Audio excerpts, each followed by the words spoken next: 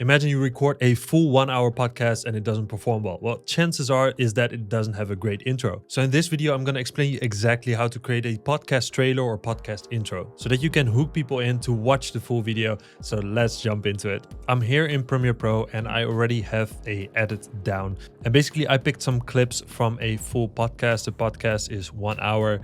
And as you can see, it's now like half a minute. Of course, you have to choose this yourself, but I would say stay around the half a minute mark. If there's a lot of good hooks, then you can of course make it a bit longer, but I would really try to keep it short. Now what's cool, I'm using Premiere Pro and I'm using the transcribe feature so you can see the text, and that's really nice because we are gonna need that. Now we can of course animate things in Premiere Pro, or if you're using DaVinci Resolve, that also works. However, I want to do some more advanced animations with lines, blurs, things like that. So I'm gonna go to After Effects. But before I do that, I want to make sure that this caption is turned into text, or this transcript is turned into text. So let's go to captions, create captions from transcript.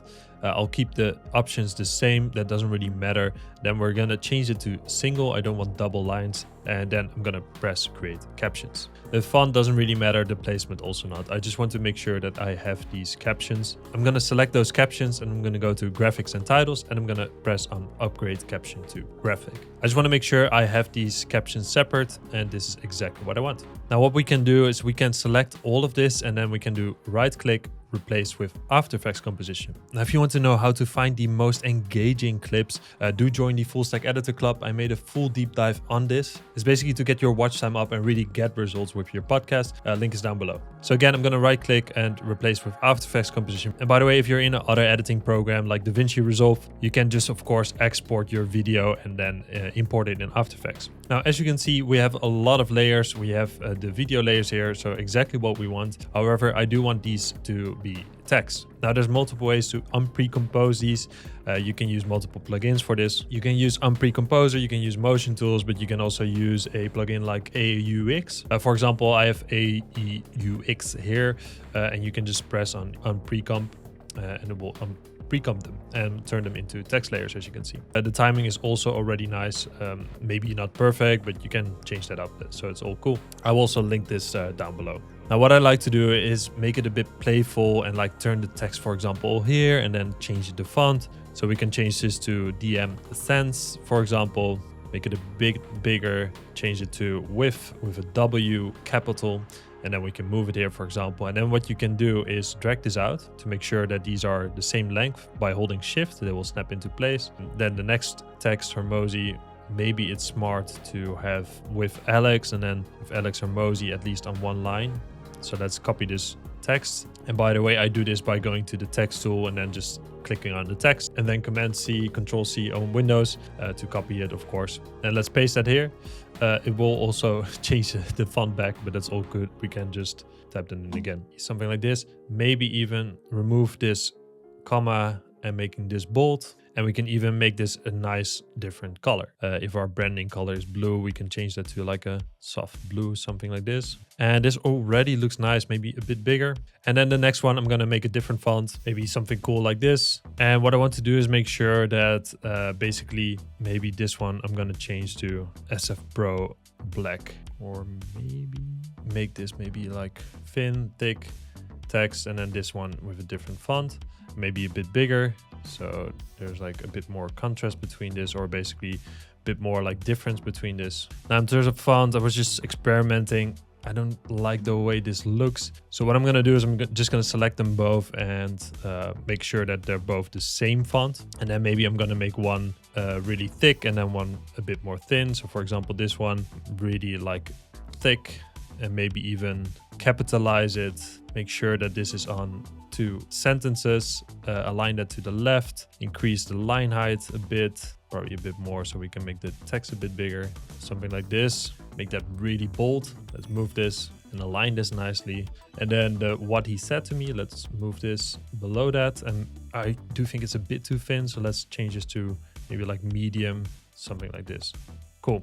This already looks nice. I think, in my opinion, maybe this needs to be with a capital. There we go. I think this is already cool, but I want to add some texture to this. So let's add a noise first of all. and then just a normal noise. Turn the use color noise off and make maybe like 10%. That will add some like nice grain to it. And I will also add a gradient ramp. Let's drag that onto, or you can also double click. And I'm gonna set it to radial first of all, and then the points, they're completely wrong. Let's set this maybe to here, and then the white maybe like here. And basically I'm gonna blend it with the original. And again, this will just add a bit of like gradient to it. So a tiny bit, maybe blend it like on 78% before and after. It just adds like a cool effect over it, in my opinion. We can also move this below the noise. I like it actually on top of the noise. This is already nice. Now what I might also do is right click, layer styles, and then drop shadow. And this is really ugly, so open this drop shadow and let's make this size really big. Soften it, so like nicely soften it, and change the opacity to really low, just a tiny bit. Again, off and on. It will just add a bit of like texture to this and a bit of depth, which is nice. I think this already looks cool. We can also just make it pop up like word by word. And to do so, I'll use a typewriter effect for that. So for example, we can just use typewriter. It's a built-in preset. We can just drag that on. And then what we can do is open this and go into this text and then the animator. And this is the typewriter animator we just made. Now if we drag these keyframes a bit closer, you will see that it will just type the text, which actually is already a cool effect. However, what we can also do is change the based on to words, and you do this by opening up the advanced tab.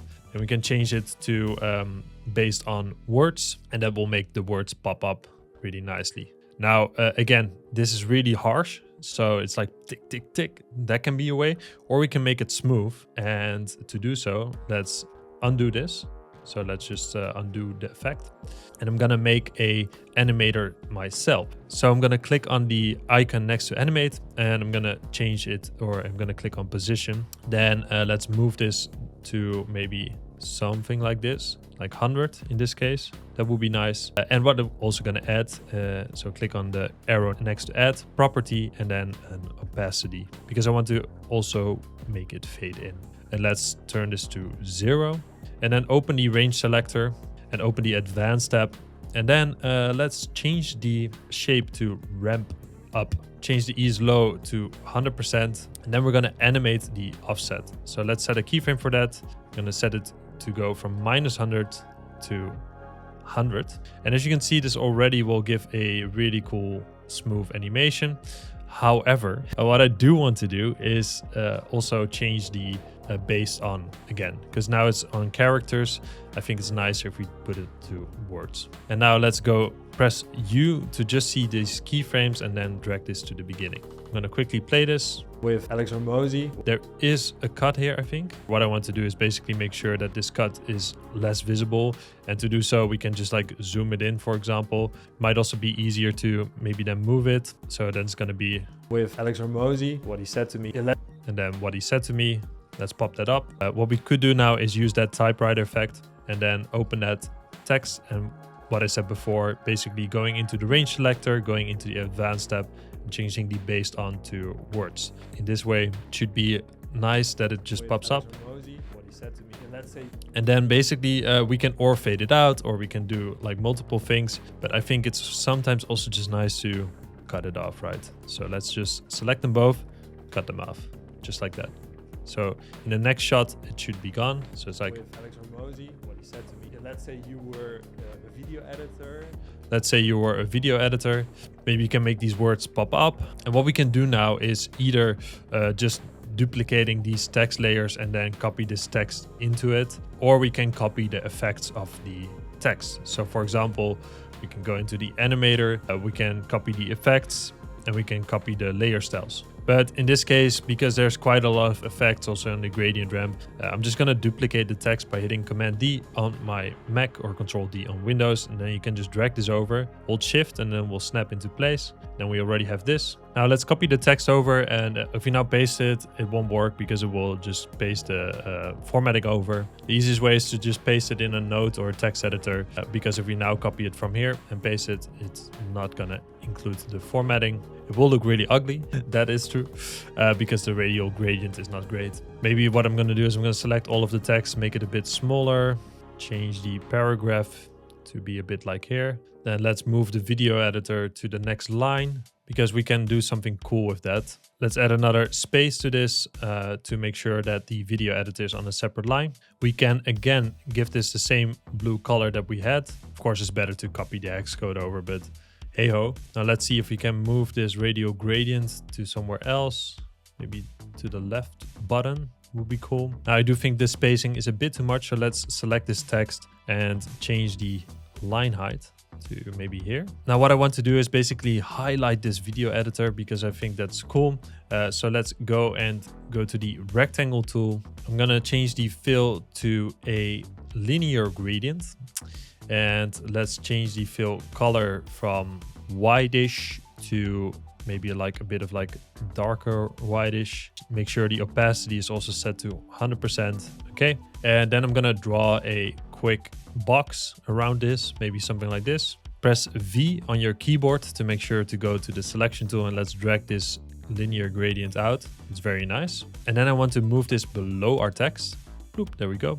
So we have like a nice selection box. Let's move this a bit. Now I want to change the anchor point. Basically, this is the point where it scales from.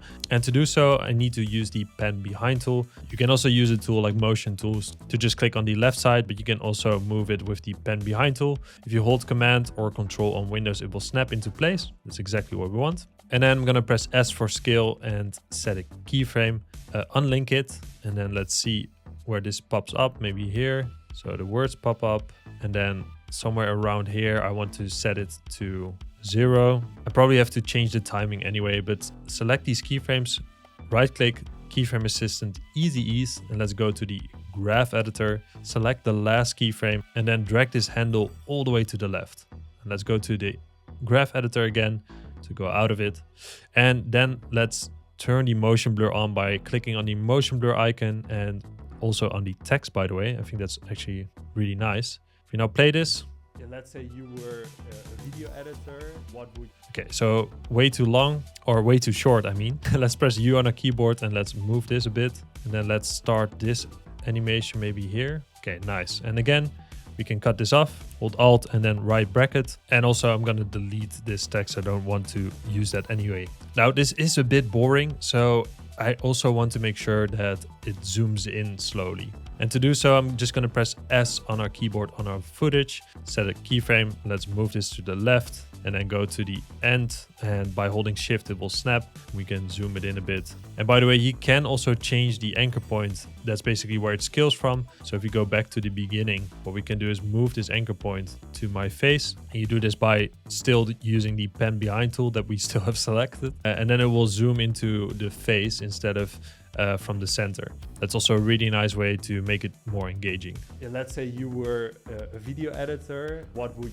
And then here, what would you do? I would snap that into place again. So what I'm gonna do is I'm gonna go back to the beginning. I think I have the words, what he said to me. Yeah, cool. So I can duplicate this and let's move this to the right, hold Shift, so it snaps into place. Let's press U on our keyboard to see our keyframes and let's move this to the beginning. And let's see what he said to me. What would you do?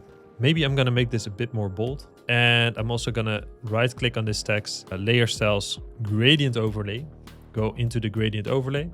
And let's turn that opacity down by a lot and click on reverse to on. Maybe a bit more this.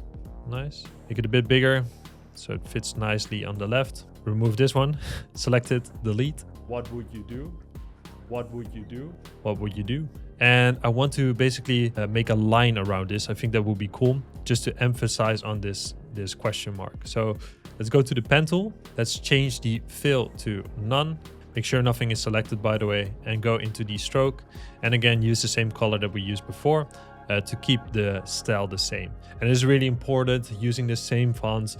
Don't go with like 20 different fonts or 20 different colors. It's nice to create a style, right? So pick a few colors, pick a few fonts and stick with it. So in this case, blue again, and let's then just make a rough circle around this. And I'm gonna do this by clicking and holding my mouse down. So we have these cool handles. Let's make another handle here and another one probably here and another one here. And then to end it, I don't want to close this path. I want to actually maybe end it here. So it's like a bit more organic. Go to the selection tool, press V on your keyboard, and then let's move this a bit so we can make this align a bit better. Nice, cool. Then go into the shape and into the contents and into the shape and into the stroke. Then go into the taper. And basically what I want to do is make sure that they're a bit more thin at the end and at the start. So they're like a bit more drawn.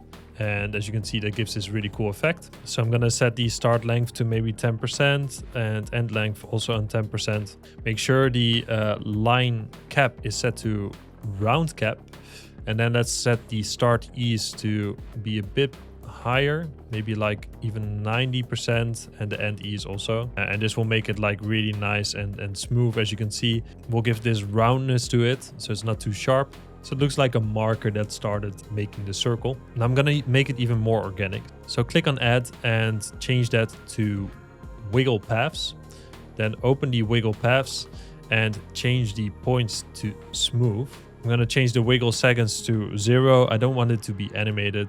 And then the detail I'm gonna lower down because the more detail you have, the more it will be like really jaggedy. I'm gonna set the detail to 100 and then I'm gonna set the size to really low by holding command. Maybe like something like 1 should be fine.